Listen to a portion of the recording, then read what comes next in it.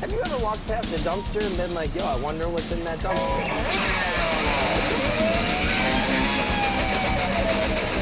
Either put on these glasses or start eating that trash. Yeah, there's a baby in the garbage can. 35-year-old Pazuzu Algarad and 24-year-old Amber Birch remain locked up this morning, charged with 1 count of murder and 1 count of accessory after the fact to murder. The two are responsible for killing and burying 2 victims in shallow graves behind the home where they live. Mommy? Tonight for Warden! Kill tonight! You're listening to the True Crime Dumpster podcast with hosts Amy and Kevin. And this is episode 67 again. So this is our second take because our first one, we realized that our daughter's bird chirping music was in the background the entire time. But we have to have it on so often that we didn't realize that it was like, it's just become part of her psyche now, I think. Just like cheep, cheep, cheep, cheep, cheep. Yeah, we are totally numb to it. So yeah, so we both like 50 minutes into the last episode that we recorded last night, we were both like, oh, fuck. There's been birdies going this whole time, hasn't there? So yes, this is episode 67. Hopefully, maybe even a little tighter than last time. Pazuzu Algarad. So happy Mother's Day, because today's Sunday that we're recording. So happy Mother's Day to folks. Yes, all birthing people. I've seen that on Twitter. They don't want to say mothers, but birthing people. So that's interesting. Okay.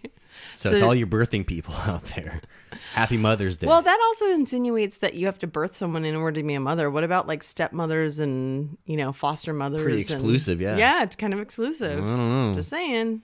All right. So this is for all of y'all out there. Yeah, even if you're not a mother. Here you go. So what do you get when you cross Stitches, the rapper, and a Burning Man, quote, Satanist? You guessed it. You get John Alexander Lawson, or Pazuzu Algarad, rather. A lord's name he gave himself. Pazuzu is, of course, the demon that possessed Regan in The Exorcist, and it means, quote, the Lord of the Demons. But so that's what he meant it to be. But Pazuzu was also like a Mesopotamian king, right? That was like the bringer of storms and drought. Says Wikipedia. I mean, it goes, Pazuzu's a Middle Eastern demon that goes by, so it's more the than Lord of the Fever and Plagues and all that stuff. Gotcha, There's a lot of different names for the same destroyer. Yeah, he's got a lot of responsibilities. So Algarad is probably from the Lord of the Rings. Not quite as cool as The Exorcist. Is it though? I don't know. It sounds like it. Yeah, it sounds like Isengard, Algarad. All those Norwegian black metal bands. All their stuff is from Lord of the Rings. And he was a lord, all right. A next level, fourth dimensional edgelord who had quite the reputation in his quiet, very Christian, and very conservative North Carolina town of Clemmons. Clemmons is located in southwest Forsyth County. Clemmons is small. The largest nearby city is Winston-Salem, about 10 miles away, and is the 5th largest city in North Carolina. Winston-Salem was made famous for tobacco, and at one time was the largest city in North Carolina. The Reynolds family, namesake of the R.J. Reynolds Tobacco Company, played a large role in the history and public life of Winston-Salem. By the 1940s, 60% of Winston-Salem workers worked either for Reynolds or in the Haynes textile factories. Camel cigarettes, you've probably heard of them. That was Joe Cool. That's the dude, yep. Joe Cool. Wait, was it Joe Cool? Yeah, it's fucking Or is that Joe Cool. Snoopy? Is that Snoopy? Joe Camel. Joe Camel.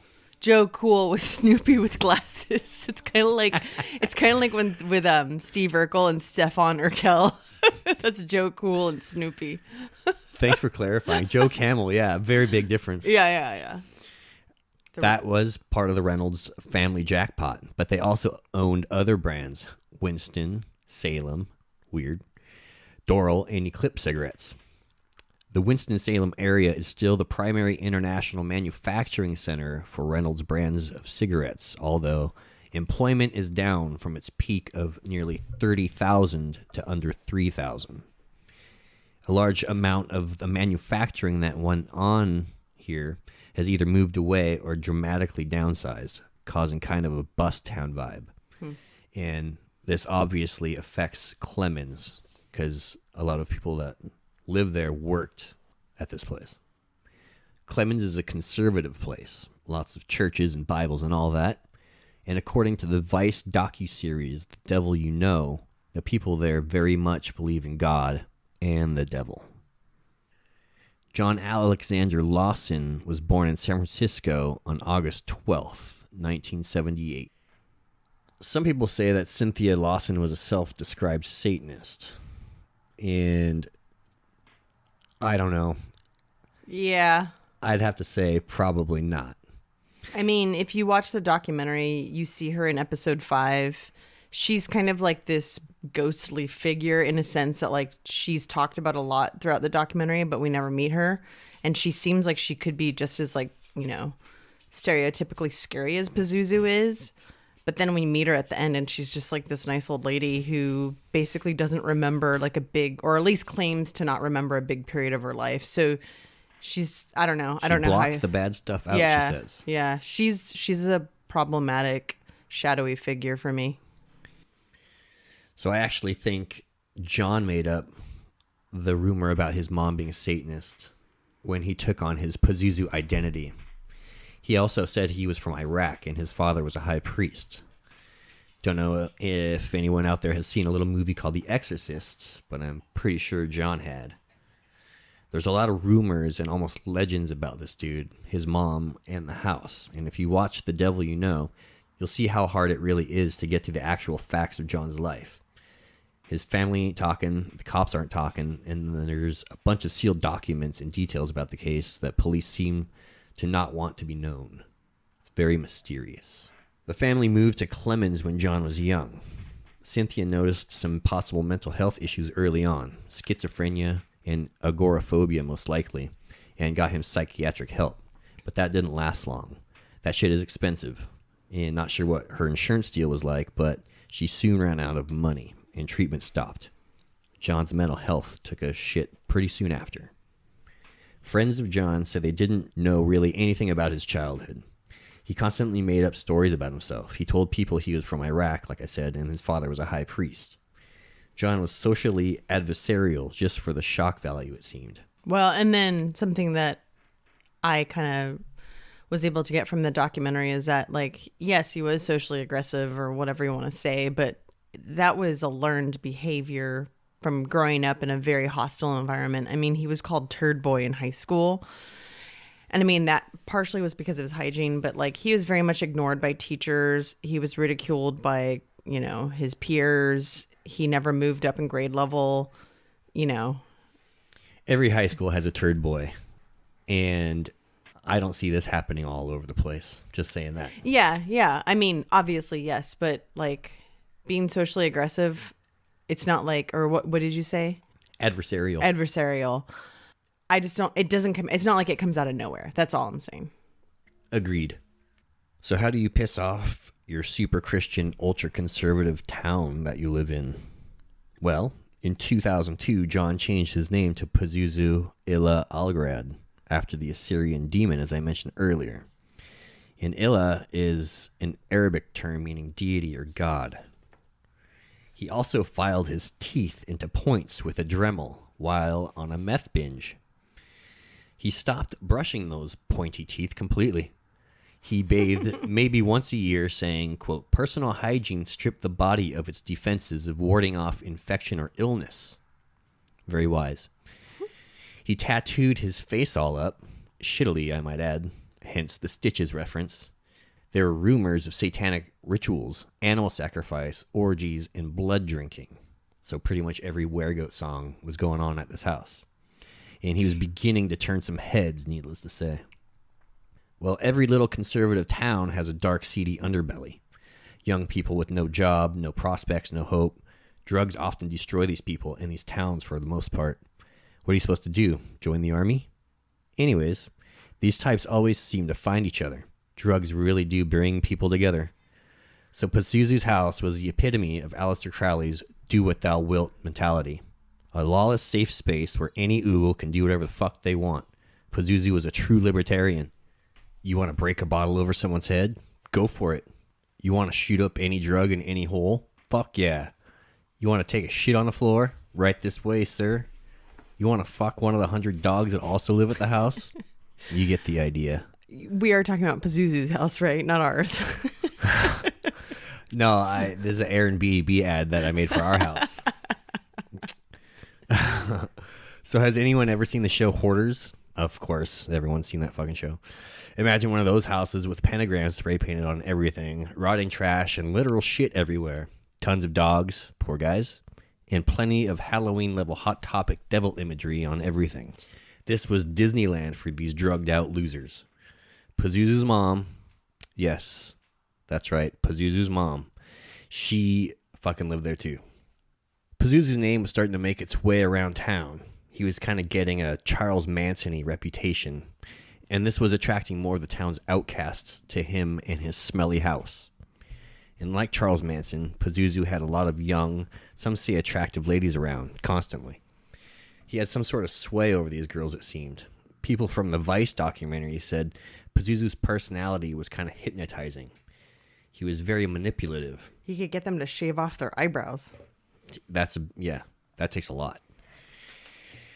His former friend, Nate Anderson, would later say, quote, he had a twisted sort of charisma. It's the kind of charisma that isn't going to appeal to everyone, but certain minds are going to be drawn by that.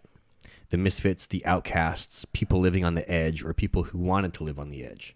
And as we'll see, he got his hooks especially deep into two girls, Amber Birch and Crystal Matlock, his, quote, fiancées, and they lived to do his bidding. So at any... It's sad.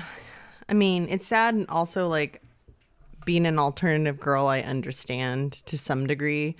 Now, again, I'm not ever, like, defending Pazuzu or anything like that, and I'm not necessarily defending the girls, but one, I mean, you said that this is a fairly conservative town, very religious, so any kind of rebellion is going to be pretty, like, anti-Christian, I'm assuming, or, you know, liberal, if for lack of a better term, you know? Yeah.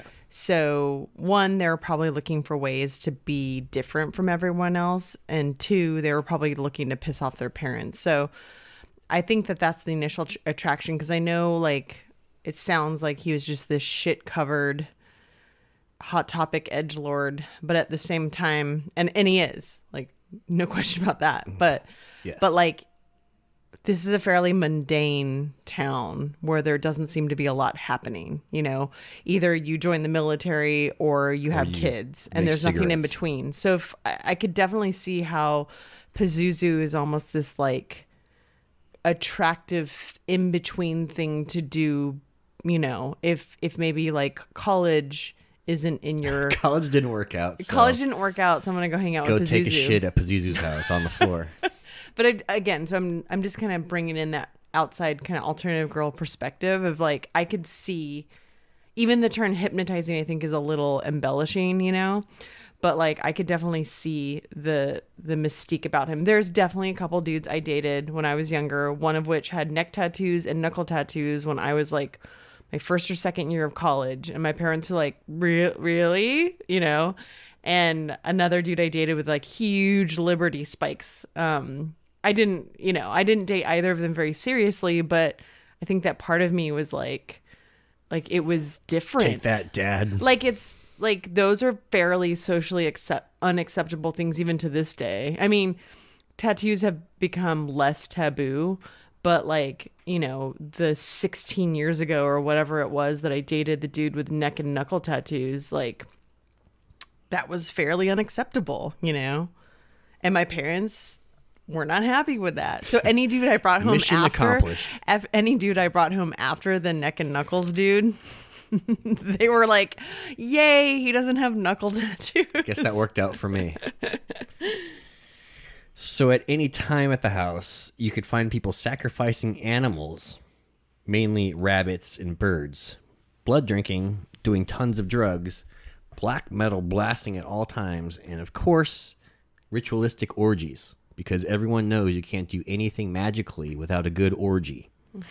Crowley did say the gateway to the next dimension is through the butthole, or something like that. You could also find animal carcasses. It's so funny how butthole is like so much dirtier than like any other euphemism for that little pink star fruit. Fanny. Or like even asshole. Wait, like, fanny is... Butthole just sounds so dirty. Is fanny butt or vagina in the UK? Well, I think it means butt. Yeah, it's butt. Fanny. Yeah. All right. Thanks for clearing that up. You could also find animal carcasses littered around the house, along with their piss and shit. Their blood smeared all over the walls, and literally hundreds of flies that would fly out of the house when you opened a window or door. The stench inside was a physical force. And that kind of reminds me of back in Portland, there's a bit of an old school local celebrity, for lack of a better term, Rex Diablo's Church. And he was once the high priest in the Church of Satan. And if you've seen him, you've seen him. There's no mistaking who that dude is. Yeah. You'd definitely be like, oh, that guy is a Satanist for sure. But also, like, he's got some horns. That kind of gives it away, yeah. Yeah. They're like literally implanted in his head. They're like on his forehead. Inside his skin. They're inside of his skin. Yeah, part of his skull. They're not like screw-ins on the top, because I know that that's a thing. No, it's like they're implanted, like under his skin. Yeah, it's pretty gnarly. It's a firm decision. Yes. So it's a very permanent one. He held the number 2 position in the Church of Satan for a long time, and then he split from that and does his own thing now. But as well as being a crazy person that you would want to avoid, especially at night, he's a fucking savage artist. Super dark shit with kind of like some Geiger style too. I mean, but he does paintings and also like sculptures and stuff like that. But you're saying he's someone you would want to avoid at night, like if you didn't know him. But if you did know him, he was kind of a nice guy, wasn't he? Or isn't he? He's a nice guy to people he wants to be nice to. Okay, so like, but typically he's yeah. Okay, I've heard he's really nice for a satanic like devil man. It depends. He is nicer than Pazuzu. Well, that's apples and oranges. Yeah. So back in the 90s, me and Rex were kind of friends, and he would come to my band The Infernals shows back in the beginning, like in the 90s. We were kind of like the only satanic metal band going at the time. And so he would come around to our shows, and he would try to get us to join the church. He would invite us to invite only rooftop parties at his warehouse. And that's where his art studio is and his living space as well. It was always, it's interesting. Funny to say art space. Oh yeah, and he lived there. It's more maybe appropriate to say his apartment where he had his art. But it was what you said was a warehouse. It's a big warehouse. Oh, okay. And if you know Portland, it's like right on the east side of the river. It's like huge. You can't miss it. It's been a Portland staple forever, and he's been there forever. He's like taken over like a whole floor, basically. Wow. So we would go to these rooftop parties and hang out, and it was always like, as you would imagine, a bunch of weird fucking people that hung out. But he told me one time about this ritual he was doing. He was making a statue of Pazuzu, and he would throw a bunch of raw meat in the studio and wait like a week or two until it stunk the most. And then he would start working on the statue. And the idea was to create this effigy in an altered state of mind, charging the statue with power. I always thought that was cool. But it makes me think about how fucked his house was, with blood smeared all over the walls, animal carcasses everywhere, and the stench that goes with that. And the dude's name is fucking Pazuzu. Weird coincidence, I'm sure. I haven't found rotten meat being an official homage to Pazuzu. And for the record, Rex is an adamant animal lover. He's been quoted saying when asked who he'd like to aim destruction rituals at, quote, anyone who abuses animals. So Mr. Pazuzu of Clemmons, North Carolina, would have been no friend of Rex. To say the least, things were getting out of hand. People were constantly in and out of the Pazuzu house. Some stayed for a few days, some stayed longer. In July of 2009, Josh Wetzler was one of those unfortunate friends who came to stay with Pazuzu. Not much is known about why he was there or how he became acquainted with him, but we do know that he was having a bout of bad luck. He had somewhat recently split from his former partner and mother of his child, Stacy, and had a bad brush with the law. He had mushrooms delivered to him in the mail, and because it's the mail, it was a felony. That's a big no-no. And it sounds like the mushrooms may have come from the Silk Road, which we covered in episodes like 30-something, and we've got a crying child. Stay tuned. After that, he had difficulty finding legit means to make money, so it's believed that he became a drug dealer. Nothing crazy, though, probably just weed and mushrooms. Anyhow, for unknown reasons, Josh began staying and hanging out with Pazuzu and his circle of friends. Not too long after, though, Josh would be killed and shoved into the basement for days. Later, he was buried in Pazuzu's backyard. Despite the numerous tips, his body wouldn't be found for another 5 years. Another man, Tommy Dean Welch, would meet the same fate, most likely in the fall of that same year, 2009. Not much of his story is known, or at least is available online. The Charley Project said that Tommy Dean Welch disappeared from Clemmons, North Carolina on October 3rd, 2009. He was also shot and killed at Pazuzu's house and buried alongside of Josh in the backyard. Both men were in shallow graves. The details of the murders and the burials are murky at best.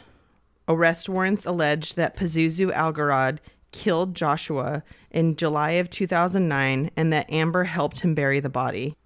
Warrants also alleged that Amber killed Tommy Dean in October of 2009 before Pazuzu helped her with the burial. However, all we know for sure is that the men's autopsies would later say that each were shot in the head.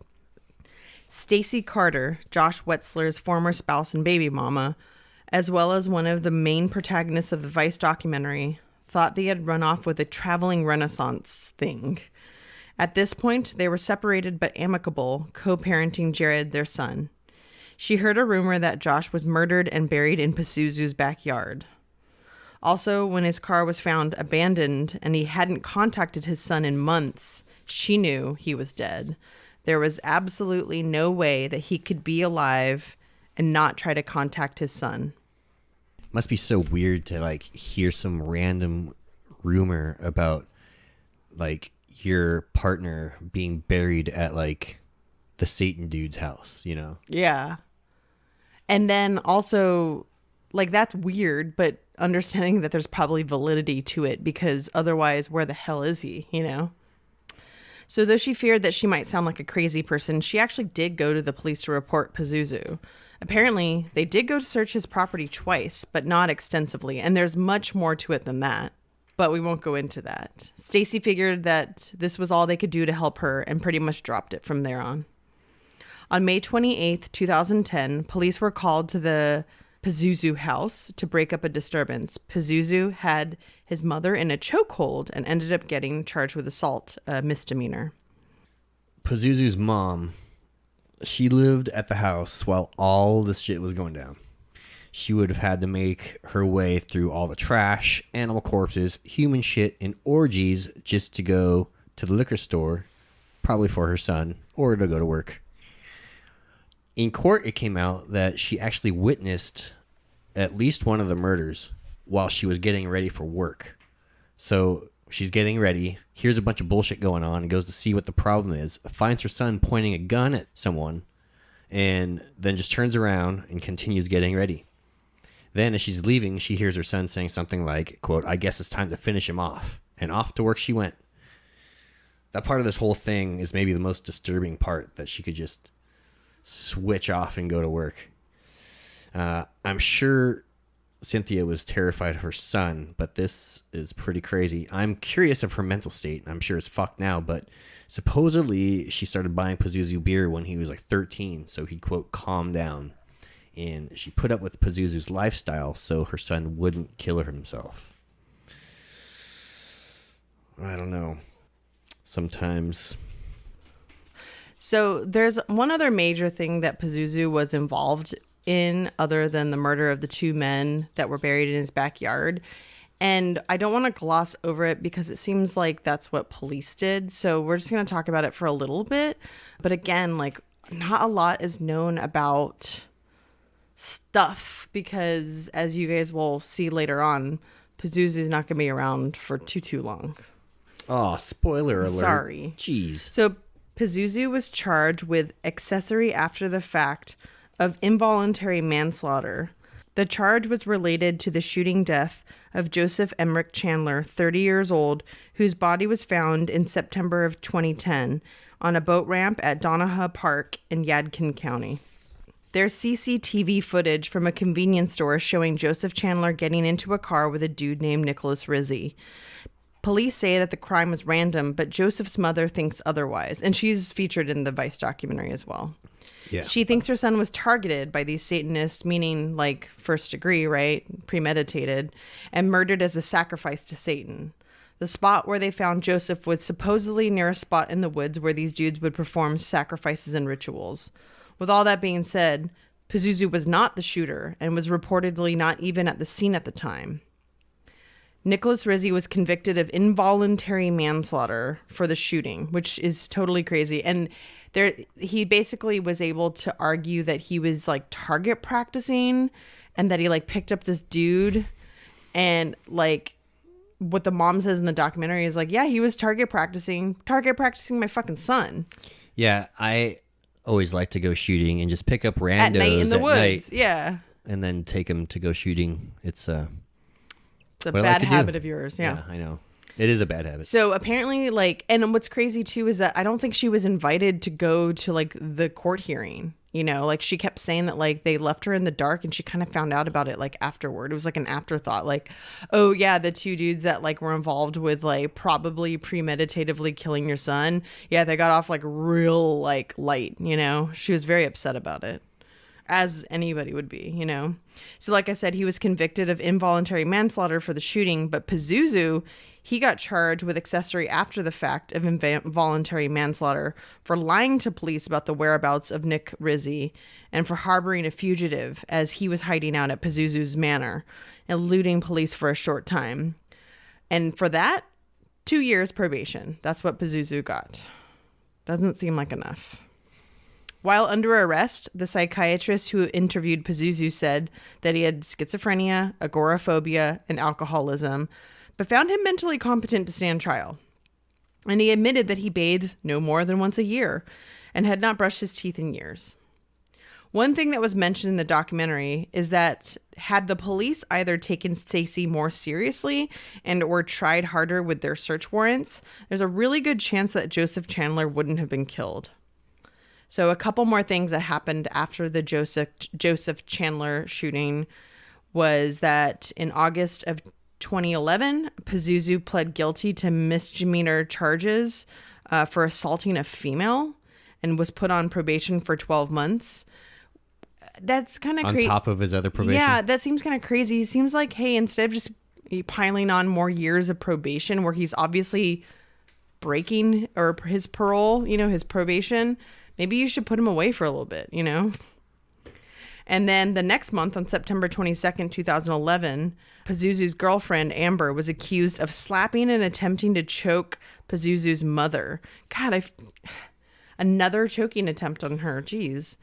Amber was later convicted and sentenced to 12 months of probation? Yeah.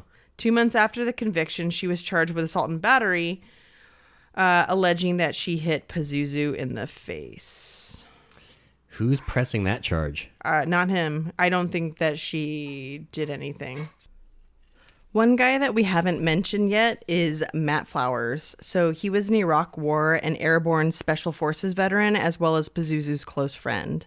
Matt met Pazuzu when he was 17 and Pazuzu was 27.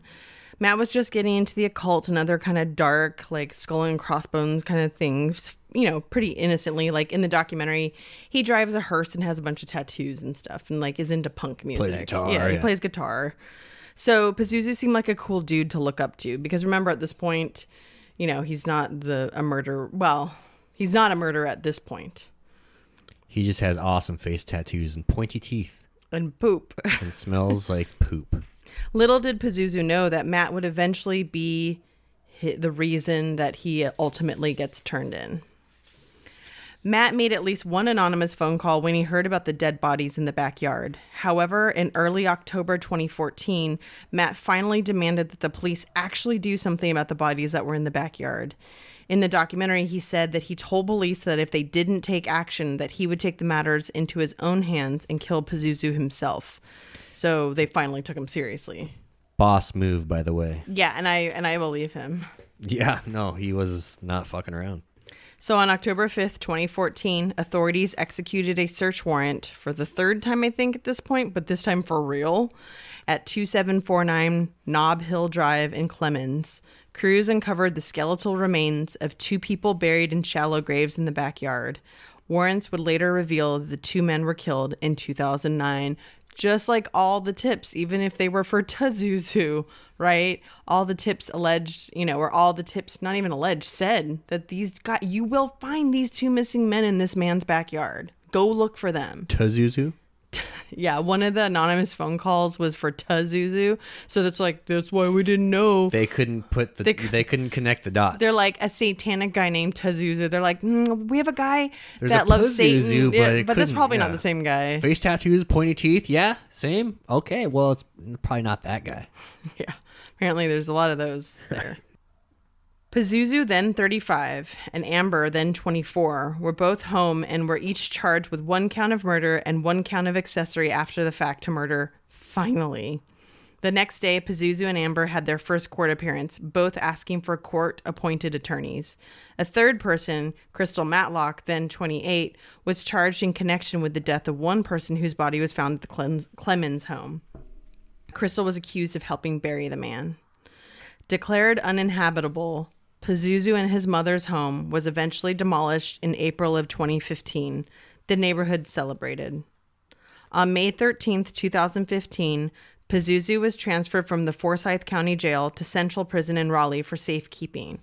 Now, this was a common practice for if, basically there was an inmate who was either a harm to himself, a harm to others, or others wanted to get at him, right? And so there were rumors swirling around at this point, alleging that he had tried to bite through his arm with his fangs, and that's maybe why he was being transferred. And there probably is some truth in that, but we don't know for a fact that's why he was transferred a couple of times.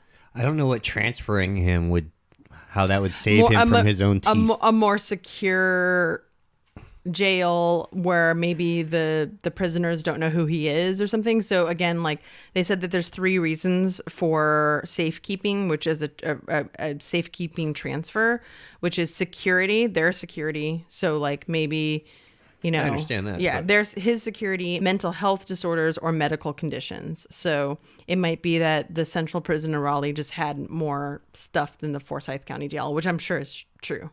Raleigh's a really big city. Raleigh's probably the largest city in North Carolina, right? It's up there. Yeah. It's the capital. Is it? Yes. Don't make me second guess myself. On October 28th, 2015, Pazuzu was found dead in his cell at 4:20 a.m. at the Central Prison in Raleigh. Pazuzu's autopsy shows that he died from loss of blood from a wound that punctured the artery in his inner left forearm. Whew. Interesting that it's at 4:20 a.m. that they find him. Yeah, on a full moon. It's very interesting. But he probably didn't kill himself at 4:20. No, that they use 4:20 in the whole report. Yeah, it's interesting. Yeah. It was never clear what instrument he used. Items from his cell sent to the North Carolina office of the chief medical examiner included an electric razor, which is surprising that he would have that, and a clear, unlabeled bottle filled with red fluid.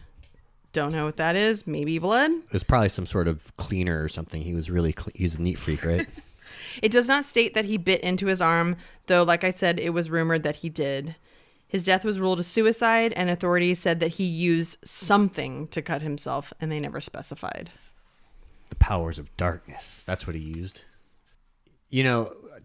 When they demolished the house and everybody, the neighbors were celebrating and stuff, in the Devil they show the house being demolished and stuff, and all the neighbors having barbecues and stuff, and they're eating hot dogs and all this stuff, watching the house getting torn down. And it was this fucking cesspool of a house getting destroyed, and it's just releasing all this toxic dust everywhere.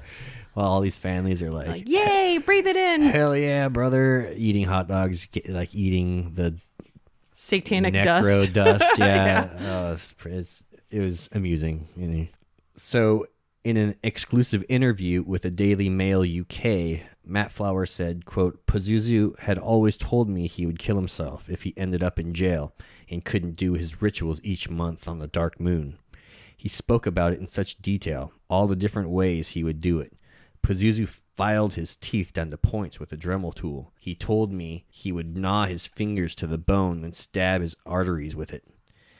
Pazuzu wanted to be a demon. I didn't used to take that seriously. Nobody did. He chose that name from The Exorcist, and he said that Pazuzu was the demon associated with winning, getting your desires. I think he wanted his own death to be a show, to freak people out. He took his life on the full moon just like he said he always would. I think he wanted to be a demon, and he came as close to being one as any human could. I don't know if he fueled his madness with all his talk about the devil and the occult, or if his madness fueled all that.